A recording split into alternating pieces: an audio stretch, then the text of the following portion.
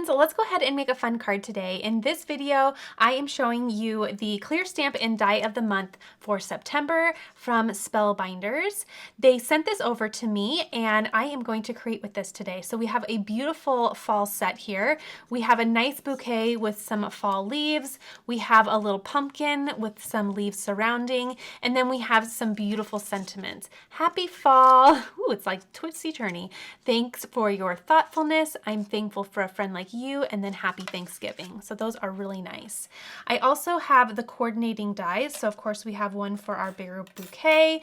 We also have one for the pumpkin, and then of course for all of the coordinating sentiments. So let's go ahead and get started. I don't really know what I'm going to do with this quite yet, but let's go ahead and have some fun. I'm sure we'll think of something. Okay, so I'm actually loving the idea of doing some heat embossing on acetate. So I have these clear acetate sheets, and they do say they're heat resistant. So I'm going to go ahead and open this up and grab one of these sheets. I think I have a little scrap sheet from another project, which will be perfect. So let me go ahead and place this right in my Misti here. All right, now grabbing my stamp set, I was really drawn to the bouquet. So I'm going to go ahead and use that and gently peel that away. Okay. And then I am just going to place this somewhat in the middle here, right? Just give myself ample room. There we go. All right, so let's go ahead, resituate the acetate. I'm also going to add a couple little pieces of tape here just because I don't want the acetate to cling up on the stamp, but I'm going to condition this stamp really well since, as you saw, I just opened this up. Isn't this pretty? I like how it spans all the way to, you know, giving you an option for a Thanksgiving card. I think that's really pretty. Okay, I have my anti-static powder. I'm just going to put all over. Okay. And then I have my Versamark. So let's go ahead and just really get this good and gluey. Okay. And press that down. And I'm probably going to do this twice just to ensure that I did a good job. Okay. Perfect. And last press. I think that'll be good. Okay, I'm going to go ahead and remove my little sheet from my Misti, and let's add our embossing powder. Gently remove this. Let's see if we can get a good idea for the impression there. You see that? Isn't that pretty? Looks like we did a good job. Okay, let me take this off. I'm just going to set this to the side on my craft mat because that is perfectly good tape that I can reuse. We'll move this and let's get some embossing powder out. Okay, I have a little catch paper, and then I also have, let's see, fine detail white embossing powder. And as always, especially if you're watching me for the first time, many of you know this, but I do list everything that I'm using down in that description box below the video. That way, if you have any questions on anything, you know exactly what I'm using. Okay, there we go. That looks wonderful. So I will place my remaining embossing powder right back into this little jar here. And now let me get my heat tool and let's heat this up. All right, and I'm actually going to just place my little magnets right down to hold this. And my mat is actually heat resistant, so I can go ahead and just apply the heat right to the mat.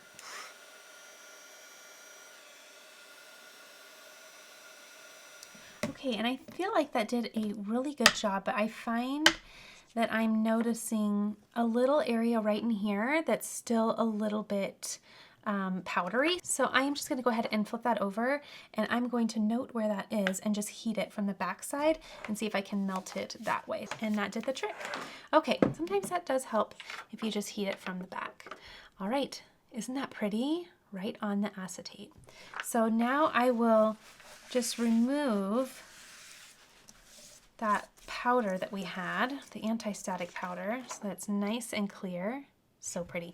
Okay, let's go ahead. I think what I'm going to do here is do a really pretty shaker card. So right here, I created my window, but now let's go ahead and we'll grab a panel and start creating an opening. So I'm gonna grab the coordinating die that goes with this, set this to the side, and let's go ahead and start cutting that out.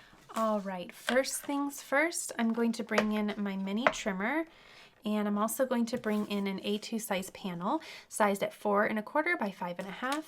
I'm going to trim that down just slightly with my final measurements at 4 by 5 1/4. It's just going to give me a little bit of thin margin around my card. Now on my card, what I would like to do is I'm going to create an opening, and this is going to be where I'm going to place my acetate behind. So I need to have this inside cut out so that I can put my acetate behind there.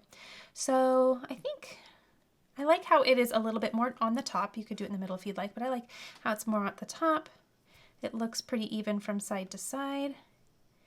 And I just want to make sure also, is that kind of straight? I might want to straighten that up just a little bit. Okay, I think that looks good. I'll use that tape once more, and then let's send this through my die cut machine and get this all cut out. Okay, let me place this right on there, right in between my plates, and let's cut it out. Please let me know if your Spellbinders machine squeaks as much as mine does. I feel like mine is very squeaky lately. So let's go ahead and remove this tape very gently. In fact, let me move this. I'm gonna go very gentle. There we go, because this is my actual card panel here. So I don't want to have it rip at all. There we go. And I can remove this little die. All right, so there is my little opening here. Now what I think I'll do is place this right behind. Isn't that pretty? Oh, that's lovely. And I'm going to, I guess I'll just secure that. I think at this point though, what I can do is trim this acetate down just a little bit. So I'm just going to hold this close. Do you see how I have the little overlap there? I'm going to just trim that down. It doesn't have to be exact. Okay. And my final side here. Okay, now I guess we can just do it from this side and see perfectly. Oops, there we go. Okay, so I'm wondering, should I just tape that? That way I don't have to wait for glue to dry. No, I need to glue it because then it will really lay flat. So let's put some glue. I'll probably do just a little bit of both. Why not? I'm going to do a little bit of glue right around my opening here. Not too much. I don't want any to seep out and go onto my acetate. Okay, then I'm going to center that. Looks great. Oh, I love it. Okay, let's press it down. Don't move. I get that nice and flat on there. And then I'm going to just reinforce this with some tape. That way it also just holds it in place while that glue dries. So you really can just be as messy as you want here. Don't stress about it because no one will see it. It's just the back side. Okay, as long as you don't get any tape within your window there, you are just fine. Okay. Some may say that I went a little overzealous there, but that makes me feel better. Okay, look at that. Beautiful. I love it. Now what I think I will do is I want to work on the back panel that will go under here.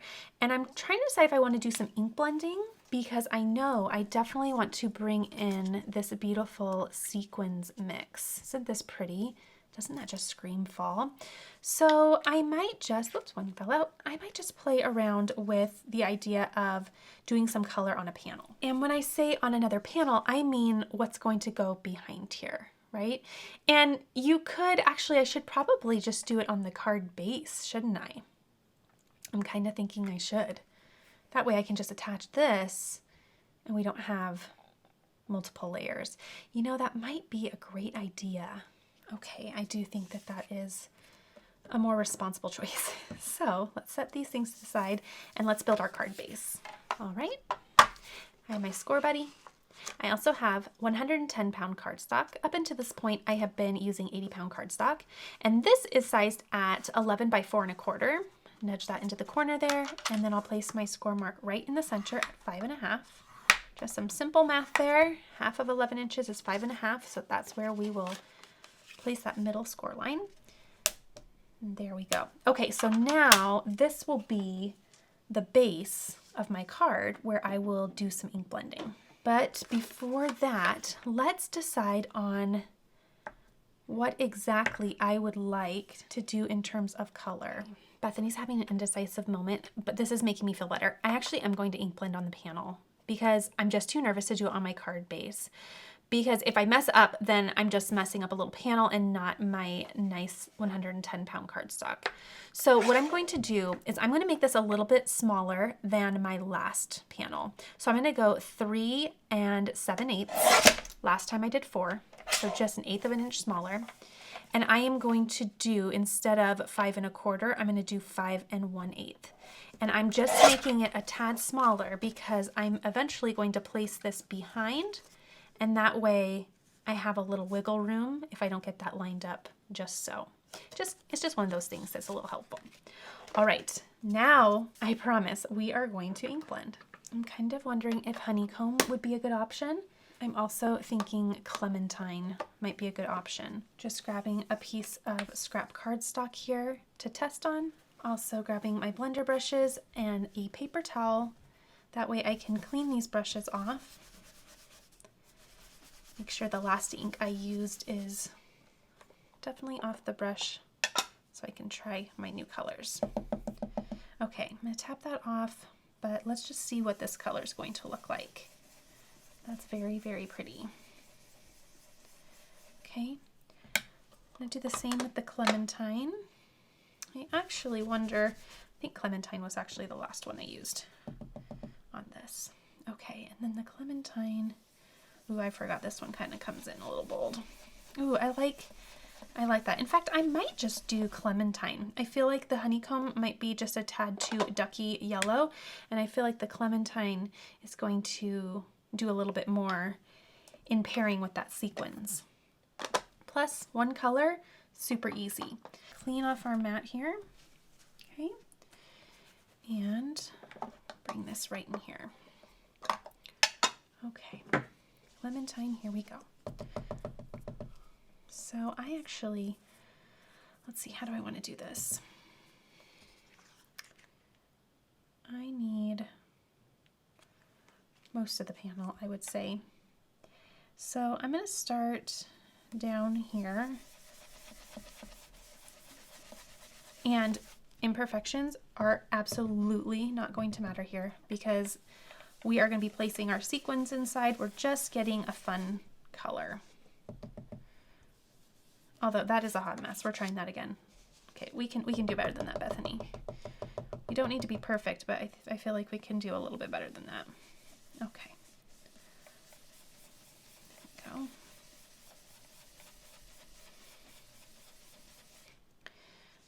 Add a little bit more up here.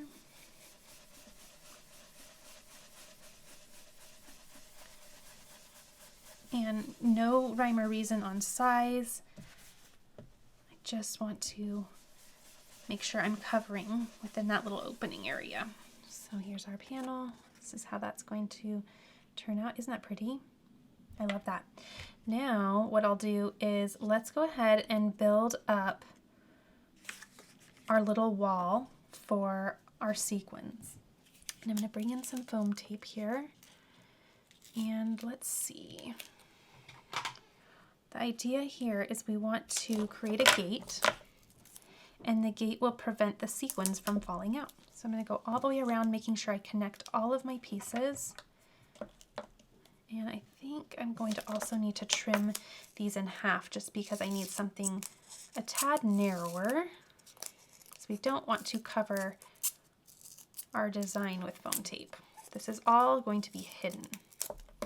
Okay, there's our next piece. Again, making sure it touches the next foam tape. There we go. Okay, and then one last piece here. Now I am going to I'm going to double this up because, ooh, this is some sticky business. I want to have a little bit more height here so that my sequins can move around a little bit more freely. So what I'll do is, again, make sure everything touches, and that's close enough, really. It really is, because we don't have anything super tiny. I'm going to remove these. You want to make sure that the liner is removed. Okay. Oh, it's sticky. And then once it's removed, you can add your next little layer there. Okay, so I'll just add one more layer right on top. There we go. And I'll do the same for the remaining 3 sides. All right, now the most important part that I have just started adding to my workflow when doing shaker cards is I like to then bring in some tape once I have my foam tape down, and I want to tape down the sides of my card panel. And this is going to just prevent it from shaking around and shifting and just getting to be a mess. It also, once you take the foam tape off, the card likes to kind of, I don't know, curve into itself. It gets a little distorted. So this is going to help it stay flat. And it's really interesting what that does to the panel once you peel the foam tape off, but it just does it. Okay, so now let's go ahead, peel all that off, and we can add our little sequins mix. Look how gorgeous that is. And this is completely up to you, you know, how much or how little you want to do. I think that is just about right because we want it to move around. I'm going to flatten it out for right now. That way I can add my panel really nice and flat. And then because I made this 1/8 of an inch smaller, I just need to get close enough. Okay, let's make sure, okay, make sure my ink blended side is faced in the right direction. And then I'm going to place this down. That way it seals everything inside. And then I can remove my tape. Here we go. Now we have our beautiful shaker. Oh my goodness, isn't that pretty? Look how gorgeous that is, the sparkle. The sparkle is so fun. Okay, so now what I want to do, I love that there's so much movement in there. Now what I would like to do is I'm going to do my sentiment. So at this point I can actually add this part to my card base because that's all done. Okay, and what I'll do is just use some liquid glue. Okay, and I'll center this right on my card. Got some glue there so it'll wiggle around into place. There we go. Okay, while this is drying, what I'll do is work on the sentiment. Removing my stamp that I used previously, I'll place that right back on, and let's decide what sentiment we would like. I actually really like the I'm thankful for a friend like you. I think that's so pretty. So, and actually what I do like to do is kind of hover them over. Oh, that's cute. Thanks. Ooh, thanks for your thoughtfulness is actually really pretty too. I like how that, let's see. Well, I actually kind of want to do thanks for your thoughtfulness. Good thing I did that. I just kind of like the way that looks right on the card there. Okay, I have a really tiny little scrap. Use up all your scraps. I put it right there. Okay, this time I'm just going to use some black ink. I'll condition my stamp. Okay, and then Let's ink that up.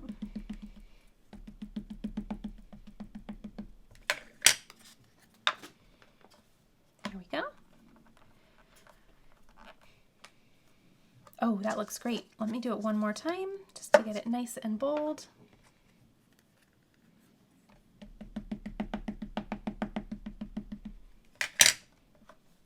And there we go.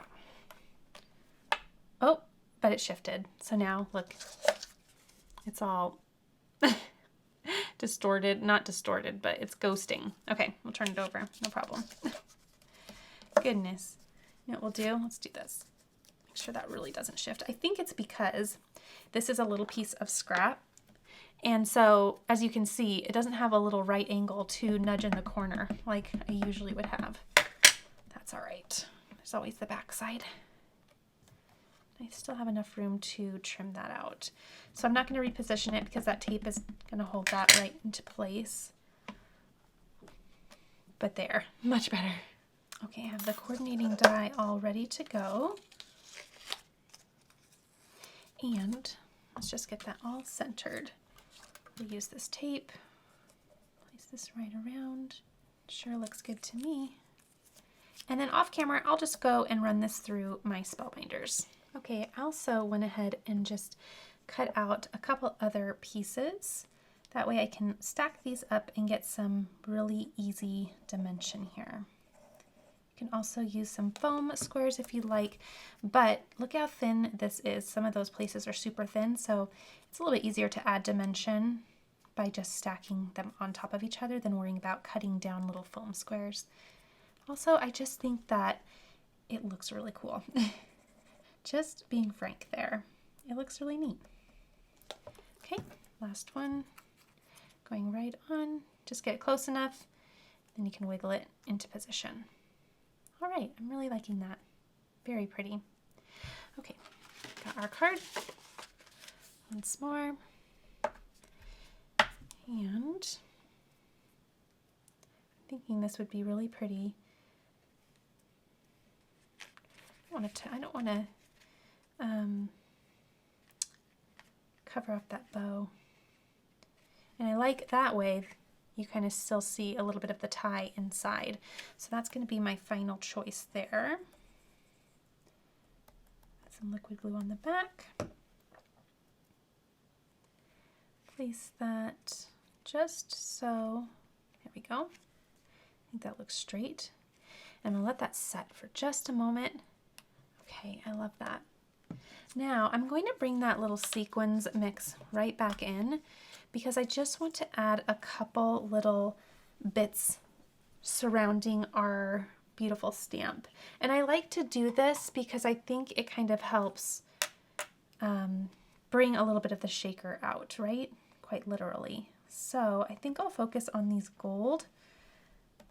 And I think what I could do, actually, are those a little big? Let's see, what else do we got here? Actually, I like this. That's working for me visually. Okay, I will just go ahead and grab my liquid glue and place these little pieces all the way down. All right, last couple pieces. There we go, and right here. I like this little single one over here. I think it kind of just helps tie in the sentiment. So I think that's really pretty. All right, there is my final card. I love how that turned out. I think it is so fun, so simple, and I love the sparkle and shine. If you enjoyed this, please be sure to give this a thumbs up and be sure to check out Spellbinders monthly clubs. They have a club for just about everything from embossing folders to little fun stamps and dies, and it goes on and on. So I'll place a link down below for their clubs. That way you can take a look at that as well. As always, everything I used will be linked down below, and I can't wait to continue crafting with you soon.